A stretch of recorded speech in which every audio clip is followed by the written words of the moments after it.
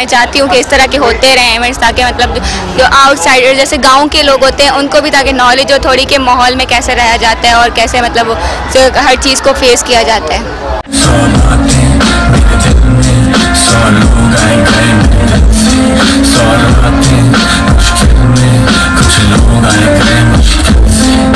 सुनता नहीं मैं किसी की, जो खुद न कर पाए वो मुझको क्या बताएगा, कर जो दिल में मुझको क्या सताएगा। करता नहीं मैं किसी की, हर मुश्किल वक्त में ही तो मुझको सिखाया, हर मसले से भी मैं निकल के आया। एक बार भी खुद पे मैंने तरस नहीं खाया, मैंने नहीं पाया कभी बेटा उसको छोड़ जाऊं। तूने नहीं सुना कभी मेरे जैसा कोई भेजा ऐसा कि बीच के असली रास्ते हम चीखे बिना बात कर नहीं पाते ना। मैं अकेला की ठीक हूँ, मैं कभी ना सीखूं। वो बैठी वो रो रही, चल रही बना लो तब तक सौ रातें मुश्किल में कुछ लोग आएगा।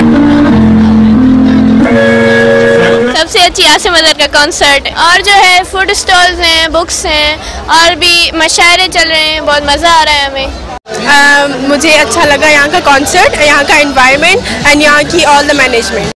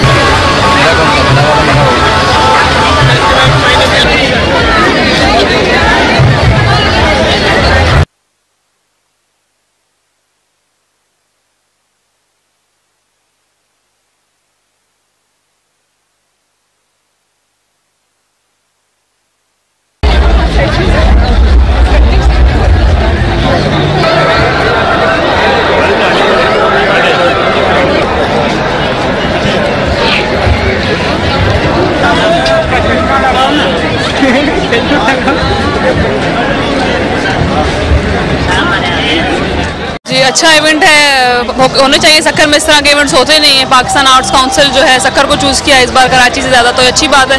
बुक स्टोर्स हैं और जो भी सिंगर्स वगैरह हैं, वैसे सक्खर के अवाम को मौका नहीं मिलता इस तरह का, तो अच्छा इवेंट होना चाहिए इस तरह इवेंट साल में 2-3 बार।